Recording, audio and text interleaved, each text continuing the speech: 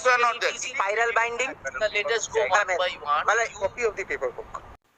32,000 প্রাথমিক শিক্ষক মামলার রুদ্ধদ্বার শুনানি কলকাতা হাইকোর্টের সেই শুনানিতেই রাজ্য সরকারের আইনজীবী পর্ষদের আইনজীবীকে সরাসরি প্রশ্ন ছুড়ে দিলেন বিচারপতি। ঘোটালা করার সময় মনে পড়েনি? সফট কপি এবং হার্ড কপিও চাইলেন জাস্টিস তপব্রত চক্রবর্তী। কলকাতা হাইকোর্ট আজ প্রাথমিক মামলার শুনানিতে স্পষ্ট হচ্ছে সরু সুতোর উপরে ঝুলে রয়েছে 32,000 প্রাথমিক শিক্ষকের চাকরি। সম্পূর্ণরূপে দায়ী পর্ষদ এবং রাজ্য সরকার। একাধিক তথ্য তারা দিতে ব্যর্থ হয়েছেন, যে বিষয়গুলো সফট কপি এবং হার্ড কপির মাধ্যমে আদালত আবারও চেয়ে নিচ্ছেন। আজ রাজ্যের আইনজীবী শুরুতেই ঝটকা খেয়েছেন।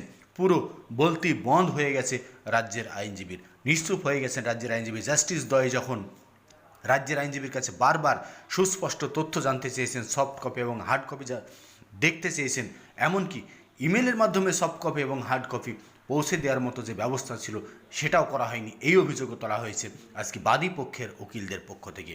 রাজ্য সরকারের পর্ষদের আইনজীবী প্রত্যেকেই আজকে রুদ্ধদ্বার এই শুনানিতে উপস্থিত রয়েছেন এবং সেখানে রীতিমতো তারা হিমশিম খাচ্ছেন। পুরো সরু সুতোর উপরে 32,000 প্রাথমিক শিক্ষকের চাকরি ঝুলে রয়েছে। জাস্টিস অভিজিৎ গঙ্গোপাধ্যায়ের বাতিল করা 32,000 প্রাথমিক শিক্ষক, যেখানে যোগ্যরা স্কুলে যেতে পারবে এবং 3 মাসের মধ্যে রাজ্য সরকারকে পুনরায় নিয়োগ প্রক্রিয়া সম্পূর্ণ করতে হবে নির্দেশ ছিল জাস্টিস অভিজিৎ গঙ্গোপাধ্যায়ের। সেই নির্দেশ এর ফলেই কিন্তু সুপ্রিম কোর্টে গিয়েছিল রাজ্য সরকার। সেই মামলা বিশেষ বেঞ্চে ফেরত পাঠায় সুপ্রিম কোর্ট।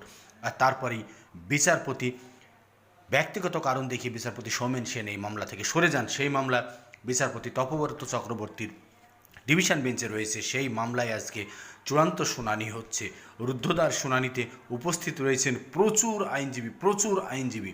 রাজ্যের পক্ষে রয়েছেন প্রচুর আইনজীবী, বাদী পক্ষে রয়েছেন বিপুল পরিমাণ আইনজীবী। একাধিক সংখ্যক আইনজীবীর উপস্থিতিতেই এই রুদ্ধদ্বার শুনানি, সেই শুনানিতেই আজ সরাসরি পর্ষদকে যে প্রশ্নগুলো করেছেন তাতে পর্ষদের আইনজীবী পুরো মাথা চুল করছেন এজলাসেই।